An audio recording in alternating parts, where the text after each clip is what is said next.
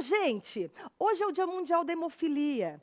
A hemofilia é uma doença rara, viu? Estima-se aí que no mundo existam cerca de 350 mil casos. Eu convidei o Dr. Fausto Trigo, que é hematologista e também coordenador do Hemocentro aqui de Londrina, para bater um papo com a gente sobre esse assunto. Tudo bem, Dr. Tudo Fausto? bom, Fernanda. Obrigado pela oportunidade. Obrigada mais uma vez, Dr. Fausto, aqui com a gente. É um prazer te receber, viu, doutor? Prazer meu. Doutor, muitas pessoas não sabem o que é a hemofilia. Vamos explicar para o pessoal de casa, então, o que é?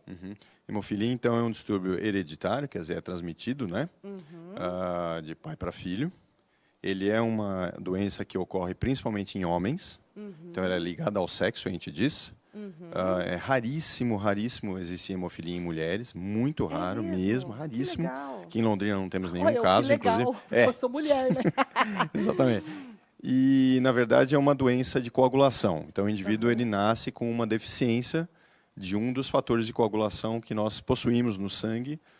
Nós temos pelo menos 12 fatores de coagulação, entre vários outros, e que promovem a coagulação do sangue. Então, quando eu me firo ou quando eu tenho alguma lesão sangrante, rapidamente ela para de sangrar, porque a cascata de coagulação, o sistema de coagulação sanguíneo, está atuante. Certo. No hemofílico, a deficiência geralmente do fator 8, hemofilia A, ou do fator 9, hemofilia B, que são as mais comuns, ela acarreta grandes sangramentos.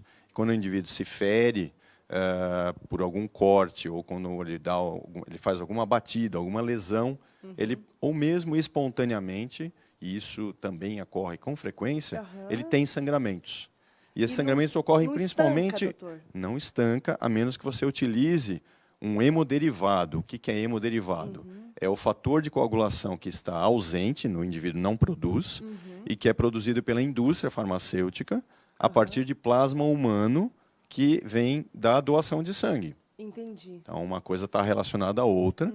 Esse plasma ele é processado pela indústria, e aí o fator de coagulação é separado e é liofilizado, ele vira pozinho. Entendi. E que é reconstituído com um soro fisiológico para injeção endovenosa nos indivíduos hemofílicos quando eles têm sangramento, mas que a gente evoluiu bastante e a gente promove aquilo que se fala de profilaxia ou aplicação profilática de fator, geralmente semanal ou bissemanal. Mesmo ou, se não tem o corte, mesmo se não tem nada, o sangramento. evitando sangramentos espontâneos e que vão comprometer a vida daquele indivíduo.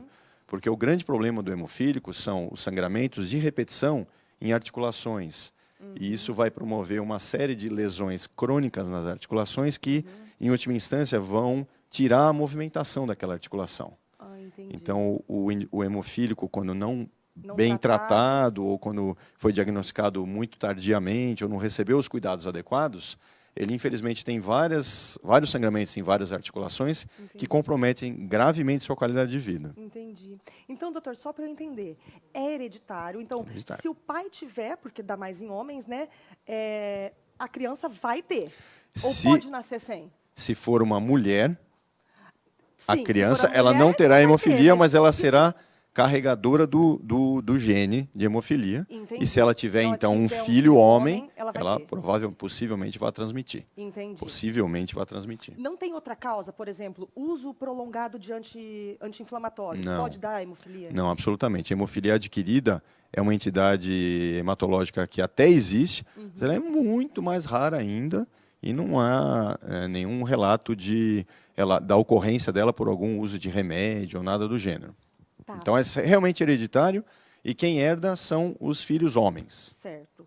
E tem algum outro sintoma, doutora, a hemofilia, fora esse sangramento? Geralmente, como é uma deficiência grave, geralmente, quando ela é grave, e existe essa gradação grave, moderada e leve, quando ela é grave e moderada, o indivíduo já tem sangramentos espontâneos na primeira infância. Então, quando o nenê começa a engatinhar, a pressão que ele faz sobre os joelhos já promove sangramento da articulação do joelho. Entendi. Então, a articulação incha, fica muitas vezes vermelha, com calor local, dói muito, e aí sim essa criança é levada ao médico e vai se fazer o diagnóstico. Entendi. Quando a hemofilia é algo leve, então ela pode se manifestar somente em situações onde há um trauma que promova sangramento. Então, uma cirurgia, ou realmente um corte, alguma coisa que vá fazer com que sangre mais. Mas geralmente a apresentação já é de sangramentos espontâneos em articulações. As articulações principais são joelhos, tornozelos, cotovelos. São as principais articulações acometidas. Mas, doutor, a pessoa que tem hemofilia pode levar uma vida normal? Ela pode levar uma vida normal, porém com restrições. Assim como um diabético leva uma vida normal, com restrições, um hipertenso e assim por diante, né? Então, trata-se de uma doença crônica que, quando bem trabalhada desde a primeira infância, bem atendida profissionalmente por médicos, fisioterapeutas, psicólogos, nutricionistas, ou seja, uma equipe multidisciplinar, então esse indivíduo tem uma abordagem global que vai impedir os sangramentos espontâneos, permitindo que ele faça e tenha uma vida normal. Mas ele, obviamente, terá restrições. Então, ele não poderá, por exemplo, não deverá fazer esportes de contato, Entendi. em que a chance de um trauma localizado é muito grande, e assim por diante. Tem cura, doutor?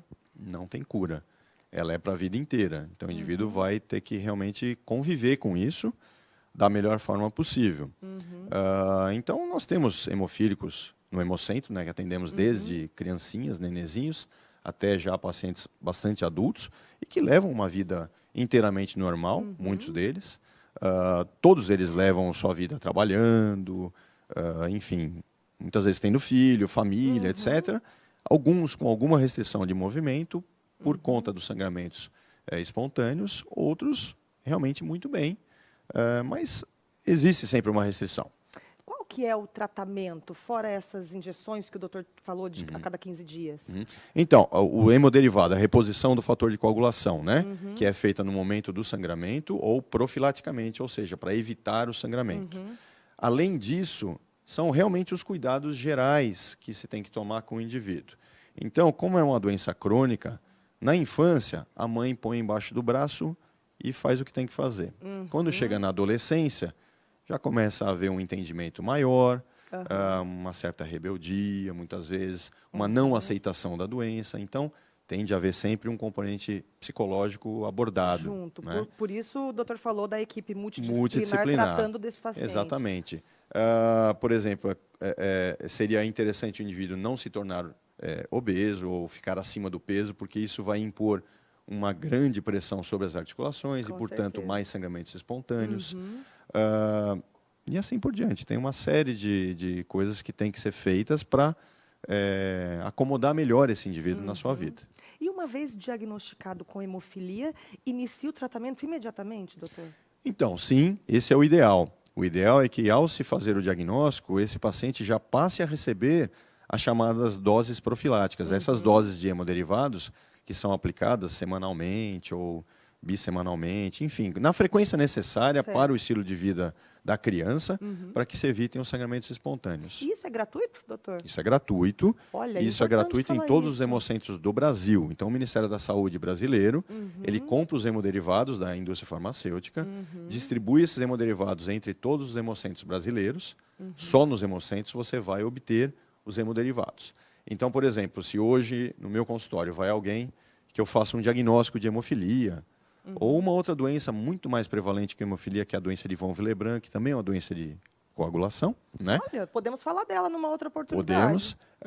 Então, o que eu vou fazer? Eu vou fazer uma carta encaminhando esse paciente para o hemocentro, para que ele faça, então, um cadastro no hemocentro. Então, sabemos que em Londrina temos 100 hemofílicos. Certo. Quando um desses hemofílicos, ou doença de von Willebrand, tem que fazer uma cirurgia, por exemplo, nós solicitamos ao hemocentro-chefe do Paraná, que está em Curitiba, a quantidade de hemoderivados que nos encaminhem para que nós possamos aplicar nesse paciente antes da cirurgia e no período pós-operatório para evitar sangramento. Então, tudo gratuito. Tudo absolutamente gratuito. Mas eu não quero me tratar no HU. Não, você não precisa ser tratado no HU.